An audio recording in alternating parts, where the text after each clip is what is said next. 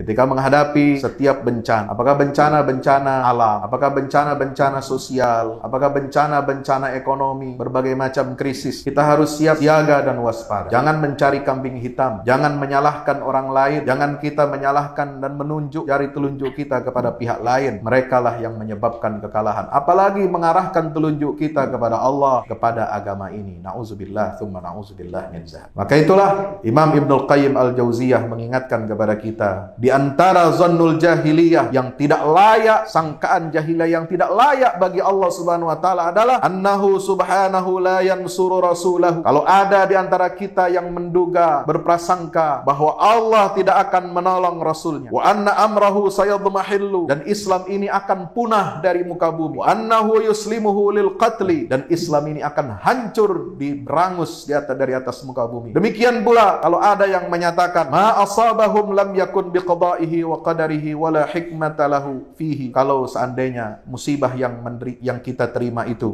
bukan berasal dari takdir, qada dan qadar Allah Subhanahu wa taala, dan tidak ada hikmah di baliknya. Kalau kita meyakini seperti itu, lalu kita menyebarkan hoax terhadap Allah. Padahal Allah dengan sifat-sifatnya, dengan asmaul husnanya, dengan semua keagungannya, tidak akan mungkin melakukan hal yang mustahil, di mana dia kita nyatakan telah meninggalkan Allah, meninggalkan Rasulnya, membiarkan umat Islam ini dalam kehancuran dan kebinasaan. Tidak mungkin. Apalagi kita mengatakan apa yang terjadi, musibah bencana di sana sini itu tidak ada hikmahnya sama sekali. Maka berhati-hatilah kalau kita berhadapan dengan musibah, cobaan, ujian dari Allah Subhanahu wa taala. Apakah ujian itu menyangkut diri kita pribadi, atau ujian itu menyangkut keluarga kita, atau ujian itu menyangkut perusahaan kita, ujian itu menyangkut kehidupan kita berbangsa dan bernegara, yang menyangkut kehidupan umat Islam, nasib umat Islam, umat Rasulullah SAW ini, tidak boleh kita menduga-duga, memberikan prasangka-prasangka jahiliyah. Kenapa? Karena Allah Subhanahu wa taala mengancam orang-orang munafik. Surat Al-Fatah ayat 6, Allah menyatakan Allah akan mengazab orang-orang munafik, laki-laki maupun perempuan. Juga orang-orang musyrik, laki-laki maupun perempuan, yang mana mereka menyebarkan hoax atas nama Allah Subhanahu wa taala, yang telah menyebarkan sangkaan-sangkaan jahiliyah, sangkaan yang buruk. Maka mereka, sangkaan yang buruk itu akan kembali kepada mereka, dan mereka mendapatkan murka Allah serta laknat Allah Subhanahu wa taala, dan Allah akan siapkan untuk mereka siksa di neraka Jahannam. Nauzubillah,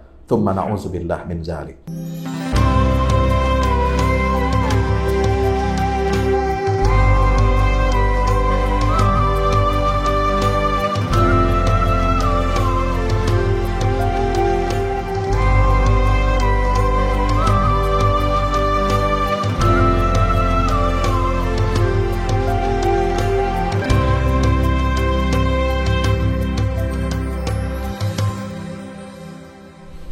Innal hamdalillah nahmaduhu wa nasta'inuhu wa nastaghfiruhu wa nastahdi wa na'udzu billahi min shururi anfusina wa min sayyiati a'malina.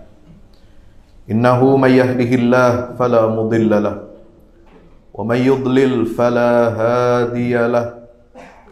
Ashhadu an la ilaha illallah wahdahu la syarika lahu wa asyhadu anna sayyidana wa nabiyyana Muhammadan abdullahi wa rasuluhu la nabiyya wa la rasula ba'dah.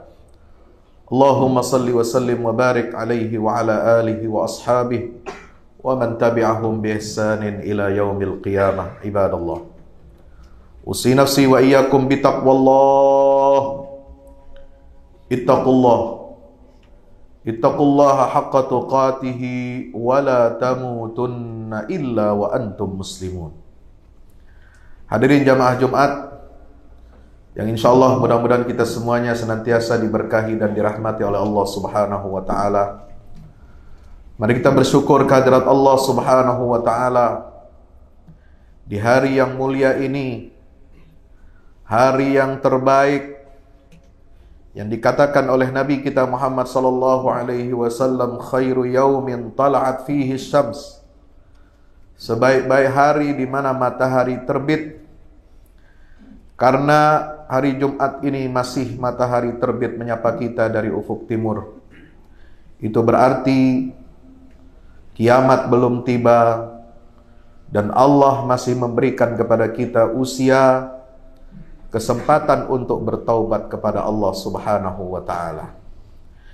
Inilah hari yang paling banyak disunnahkan amaliyah-amaliyah terbaik untuk kita isi, bukan hanya melaksanakan ibadah salat Jumat berjamaah, tetapi juga diisi dengan amal-amal sunnah, membaca surah Al-Kahfi, perbanyak salawat kepada baginda Rasulullah Muhammad sallallahu alaihi wasallam, dan juga bersedekah untuk menolak bala dan musibah yang datang dari Allah Subhanahu wa taala. Mari kita bersama-sama mengisi hari yang mulia ini dengan amal-amal terbaik kita. Mudah-mudahan semua amal ibadah kita diterima oleh Allah Subhanahu wa taala. Salawat serta salam tak lupa kita sampaikan kepada junjungan kita baginda Rasulullah Muhammad sallallahu alaihi wasallam beserta seluruh keluarga dan para sahabatnya. Mudah-mudahan tercurah limpahkan untuk kita semua pengikutnya hingga yaumil qiyamah. Tak lupa khatib berpesan dan berwasiat, mari kita tingkatkan kualitas iman dan takwa kita kepada Allah Subhanahu wa taala. Di hari Jumat ini tidak ada wasiat yang paling agung. Tidak ada yang lebih agung, lebih mulia daripada wasiat takwa kepada Allah Subhanahu wa taala.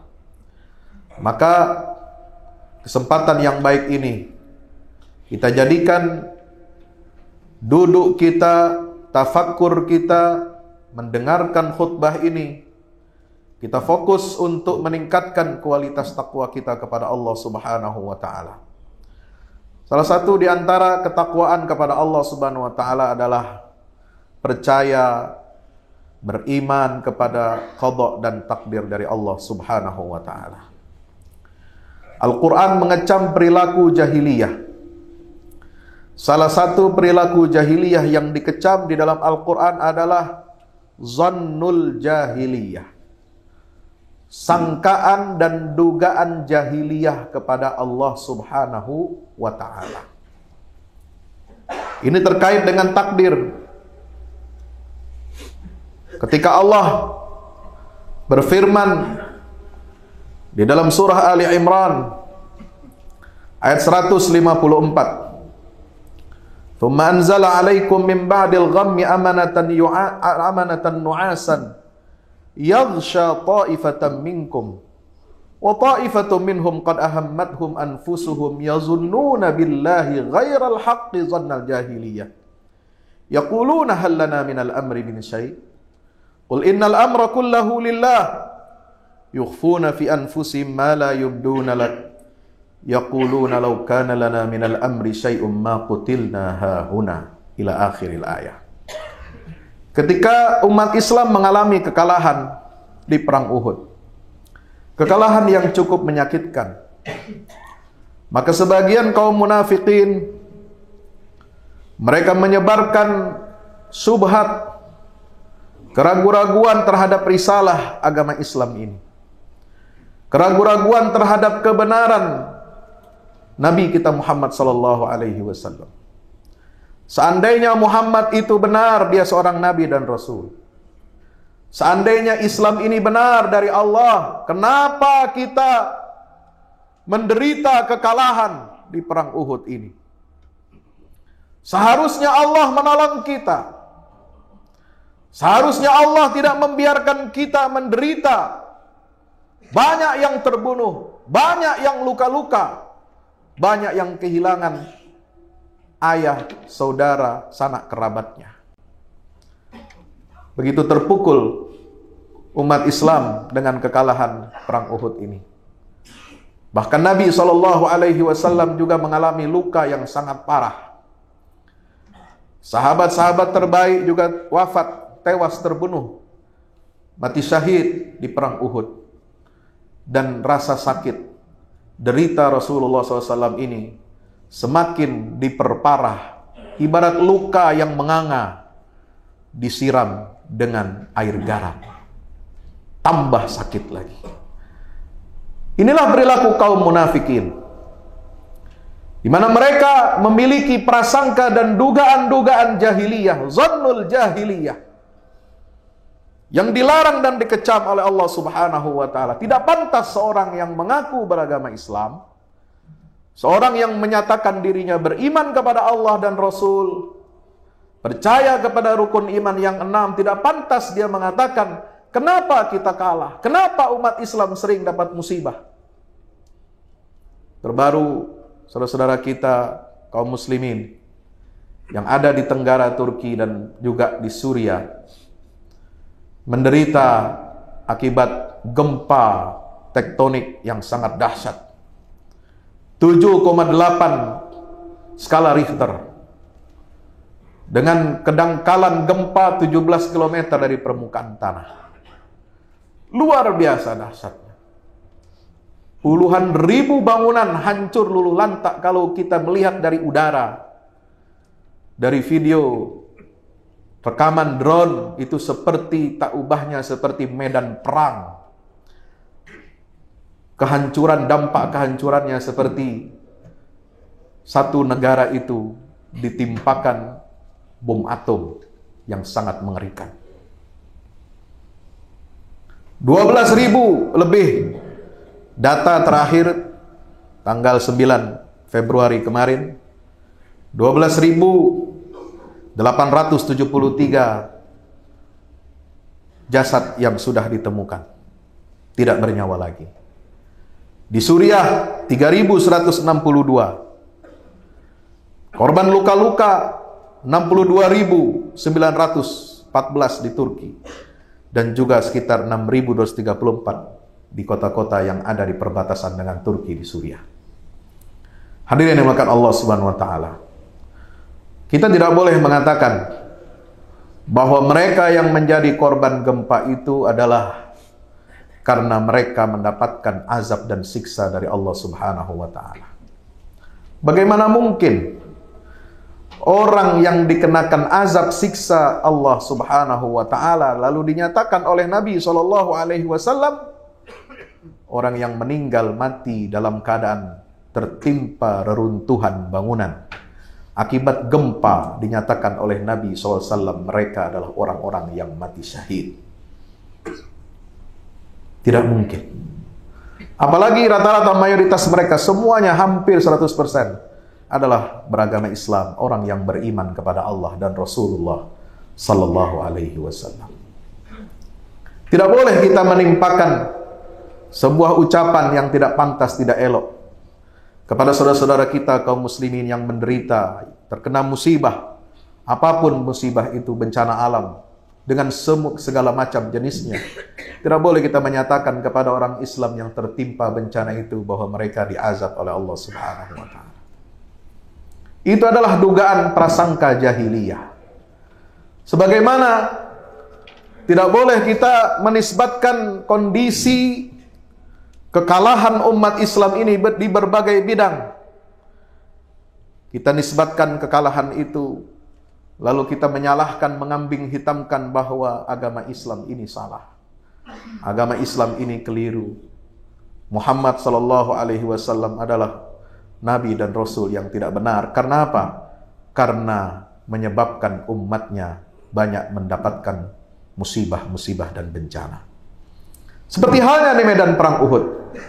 Diucapkan oleh orang-orang munafik, yazunnuna billahi ghairal haqqi dhannal jahiliyah. Mereka telah menduga, membuat sangkaan-sangkaan yang tidak benar kepada Allah dengan sangkaan jahiliyah. Yaquluna hal lana minal amri min syai'. Mereka berkata dengan lantang, apakah ada hak bagi kami untuk ikut campur dalam urusan ini? Seandainya Muhammad dan sahabatnya mau mendengarkan kata-kata kami, pendapat kami untuk tidak keluar dari kota Madinah, untuk bersikap defensif saja di kota Madinah melawan serangan kaum musyrikin yang jumlahnya 3.000 orang. Kita bertahan saja, kita buat perang kota, karena orang-orang musyrikin tidak mengenal seluk-beluk kota Madinah. Kita pasti akan memenangkan pertempuran ini.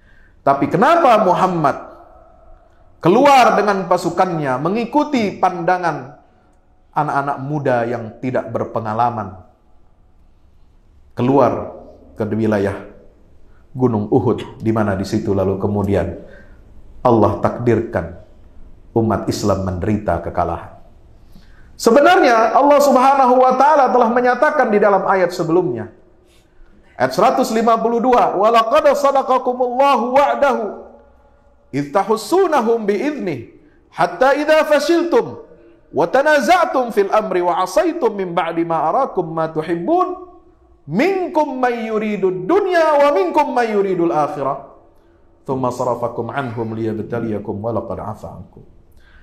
Allah telah menjanjikan kemenangan kepada kamu wahai kaum muslimin. Allah benar dalam janjinya, idh tahussunahum bi'idnih, ketika kamu berhasil membunuh dan menewaskan banyak pasukan dari kaum musyrikin di perang Uhud itu. Semua terjadi dengan izin Allah. Allah ingin kalian menang. Sampai tiba pada waktunya, kalian yang menyebabkan kekalahan itu. Nah, ini. Jadi Allah bantah dugaan sangkaan jahiliyah itu bahkan sebelum ayat ini datang. Ayat 153. Yang menyebabkan kalian kalah itu bukan karena takdir Allah. Allah sudah mengizinkan, Allah sudah benar dalam janjinya dan membantu kalian menewaskan banyak pasukan kaum musyrikin, dan memang umat Islam waktu itu hampir menang. Kemenangan sudah berada di depan mata. Mereka sudah lari kocar-kacir, meninggalkan medan perang Uhud, meninggalkan harta rampasan yang mereka bawa, yang mereka miliki, persenjataan. Dan kemudian hatta idza fashiltum, sampai tiba waktunya kalian menjadi lemah. Lemah karena apa? Lemah karena melihat tumpukan harta dunia. Nah, ini kan makanya kata para ulama, lemahnya umat Islam ini dan lemahnya manusia pada umumnya kalau melihat di hadapannya itu setumpuk harta. Ini yang membuat hati kita lemah. Siapa yang tidak kuat hatinya? Siapa yang membaja hatinya melihat uang suap sogok di depan matanya? Satu kardus duren misalnya, isinya semua tumpukan dolar. Siapa yang tidak silau matanya kalau di hadapannya ada cek yang berisikan uang sejumlah sekian juta dolar, sejuta euro, dan lain sebagainya. Tidak ada yang kuat, saudara. Bahkan belum tentu ustadz yang berdiri di mimbar ini pun bisa kuat imannya menghadapi godaan seperti itu. Hadirin yang dimuliakan Allah Subhanahu wa taala. Hatta idza fasiltum wa tanazatum fil amri, kelemahan di depan harta dunia ini dilanjutkan dengan apa? Perselisihan. Kamu berselisih dalam urusan-urusan kamu. Wa asaitum min ba'di ma arakum ma tuhibbun, bahkan bukan hanya itu, kamu juga bermaksiat, mengabaikan perintah Allah dan Rasulnya sallallahu alaihi wasallam untuk tetap di atas bukit pemanah untuk menjaga dan mengawal kemenangan umat Islam ini yang ada di depan mata. Hadirin yang dimuliakan Allah Subhanahu wa taala, maka sebab itulah kita harus senantiasa bermuhasabah, introspeksi ketika menghadapi setiap bencana. Apakah bencana-bencana alam? Apakah bencana-bencana sosial? Apakah bencana-bencana ekonomi? Berbagai macam krisis. Kita harus siap, siaga dan waspada. Jangan mencari kambing hitam. Jangan menyalahkan orang lain. Jangan kita menyalahkan dan menunjukkan arah telunjuk kita, jari telunjuk kita kepada pihak lain. Merekalah yang menyebabkan kekalahan. Apalagi mengarahkan telunjuk kita kepada Allah, kepada agama ini. Na'udzubillah, thumma na'udzubillah min zalik. Maka itulah Imam Ibnul Qayyim Al-Jauziyah mengingatkan kepada kita, di antara zannul jahiliyah yang tidak layak, sangkaan jahiliyah yang tidak layak bagi Allah Subhanahu wa taala adalah annahu subhanahu la yansuru rasulahu. Kalau ada di antara kita yang menduga, berprasangka bahwa Allah tidak akan menolong Rasulnya, wa anna amrahu sayadmahillu, dan Islam ini akan punah dari muka bumi, wa annahu yuslimuhu lil qatli, dan Islam ini akan hancur diberangus dari atas muka bumi ini. Demikian pula kalau ada yang menyatakan ma asabahum lam yakun biqada'ihi wa qadarihi wala hikmata lahu fihi. Kalau seandainya musibah yang kita terima itu bukan berasal dari takdir qada dan qadar Allah Subhanahu wa taala dan tidak ada hikmah di baliknya, kalau kita meyakini seperti itu lalu kita menyebarkan hoax terhadap Allah, kita menyebarkan berita dusta saja, yang terjadi di antara sesama manusia itu sebuah kejahatan. Kita anggap sebuah tindakan kriminal. Ada polisi cybernya kalau kita menyebarkan hoax dalam isu-isu yang ada di tengah-tengah manusia. Bagaimana kalau kita menyebarkan kabar dusta, hoax terhadap Allah? Jauh lebih dahsyat. Inilah zonnul jahiliyah. Padahal Allah dengan sifat-sifatnya, dengan asma'ul husnanya, dengan semua keagungannya, tidak akan mungkin melakukan hal yang mustahil, di mana dia kita nyatakan telah meninggalkan Allah, meninggalkan Rasulnya, membiarkan umat Islam ini dalam kehancuran dan kebinasaan. Tidak mungkin. Apalagi kita mengatakan apa yang terjadi, musibah bencana di sana sini itu tidak ada hikmahnya sama sekali. Maka berhati-hatilah kalau kita berhadapan dengan musibah, cobaan, ujian dari Allah Subhanahu wa taala. Apakah ujian itu menyangkut diri kita pribadi, atau ujian itu menyangkut keluarga kita, atau ujian itu menyangkut perusahaan kita, ujian itu menyangkut kehidupan kita berbangsa dan bernegara, yang menyangkut kehidupan umat Islam, nasib umat Islam, umat Rasulullah SAW ini, tidak boleh kita menduga-duga, memberikan prasangka-prasangka jahiliyah. Kenapa? Karena Allah Subhanahu wa taala mengancam orang-orang munafik. Wa yu'adzibal munafiqina wal munafiqat wal musyrikina wal musyrikat az-zannina billahi dhannas saw alaihim dairatus saw wa ghadiballahu alaihim wa la'anahum wa a'adda lahum jahannama wa sa'at masira. Surat Al-Fatah ayat 6, Allah menyatakan Allah akan mengazab orang-orang munafik, laki-laki maupun perempuan. Juga orang-orang musyrik, laki-laki maupun perempuan, yang mana mereka menyebarkan hoax atas nama Allah Subhanahu wa taala, yang telah menyebarkan sangkaan-sangkaan jahiliyah, sangkaan yang buruk, maka sangkaan yang buruk itu akan kembali kepada mereka, dan mereka mendapatkan murka Allah serta laknat Allah Subhanahu wa taala, dan Allah akan siapkan untuk mereka siksa di neraka Jahannam. Nauzubillah, tsumma nauzubillah min zalik. Mudah-mudahan khutbah yang singkat ini bermanfaat bagi kita semuanya dalam menyikapi berbagai macam hal, mulai takdir kita dalam urusan pribadi kita sampai urusan yang besar, kehidupan berbangsa dan bernegara, semua pasti ada hikmahnya. Hikmah di balik bencana, hikmah di balik musibah, hikmah di balik kekalahan.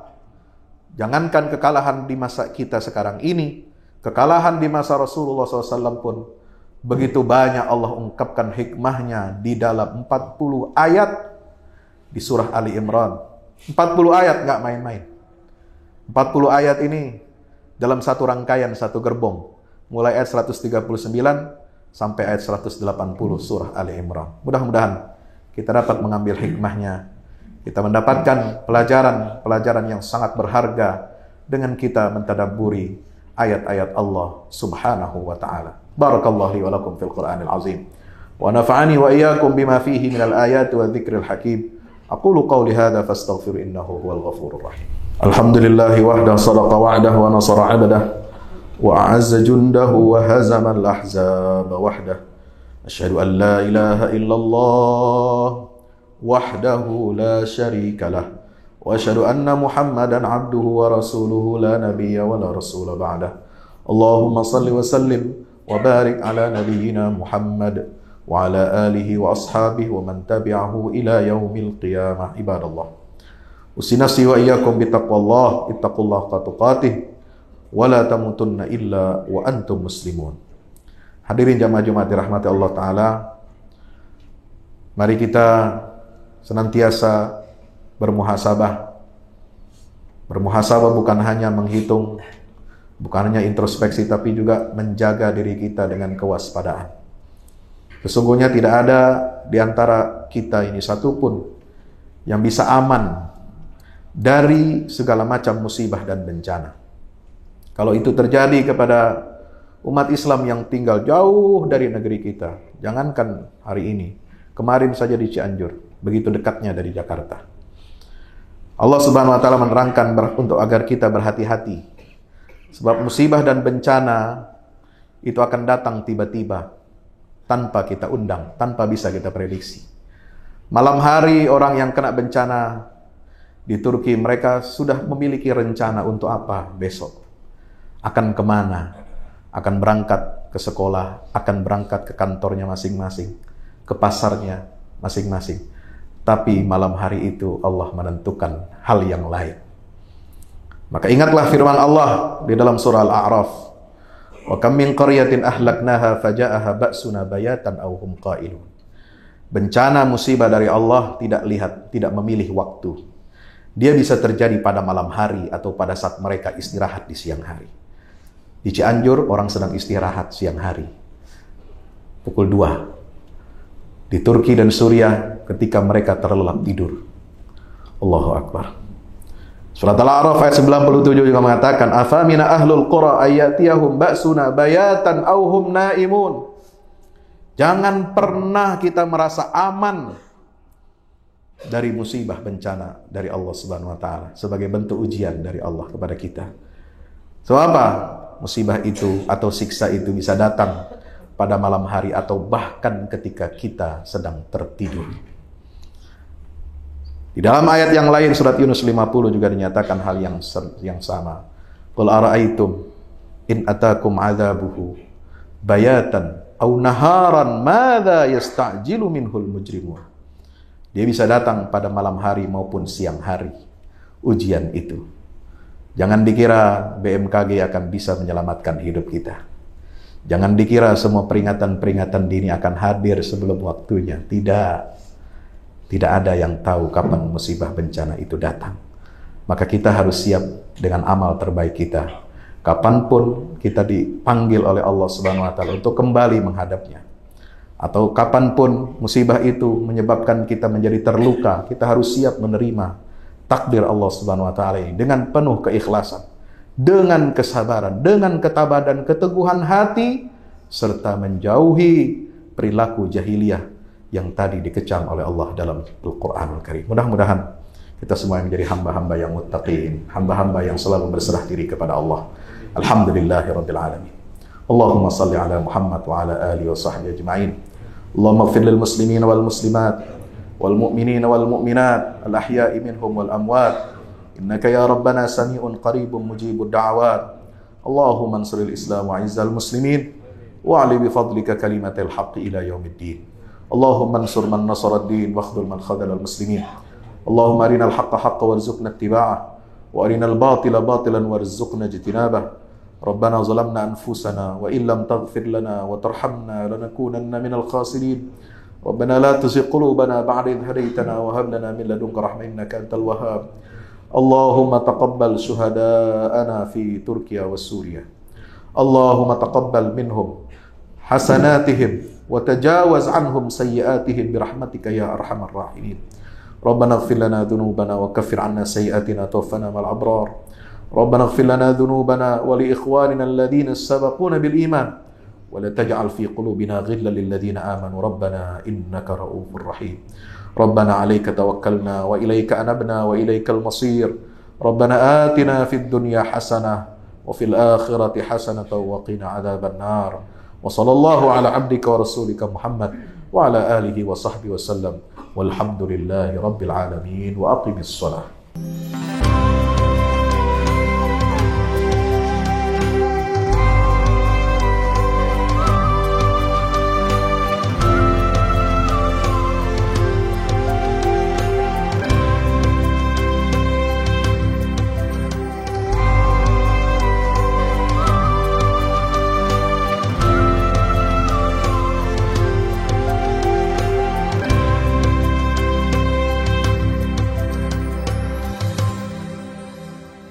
Assalamualaikum warahmatullahi wabarakatuh. Alhamdulillah kita udah selesai pengecoran rooftop ya. Itu apa? Tangga buat ke bawah. Yang ini di atas buat toren 2 biji. Ini semua udah dikeliling tembok. Ya, ini untuk lantai paling atas buat futsal, buat jemuran, buat apa, tanaman hidroponik juga ntar insya Allah. Ya, terus support ya teman-teman. Alhamdulillah terus selesai pengecorannya semuanya. Ya, ini progres kita terbaru. Dan jadi buat olahraga, buat utilities ya, multiguna. Nah, kita turun sini semua. Ini lantai 3. Ini untuk asrama ya, untuk kamar-kamar, dan nah di situ musola. Nanti di situ musola ya. Ini kamar-kamar dan musola buat santri-santri tahfiz kita insya Allah.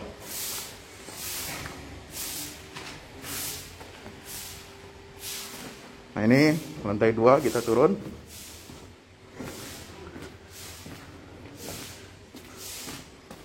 Ini untuk kelas-kelas ya. Kelas-kelas tahfidz, kelas-kelas tadabbur. Insya Allah mau udah jadi. Alhamdulillah berkat dukungan antum semua. Nah, tinggal ke bawah di sini buat aula. Aula semua di sini ya. Mohon doanya terus. Mudah-mudahan berkah. Mudah-mudahan cepat jadi finishing.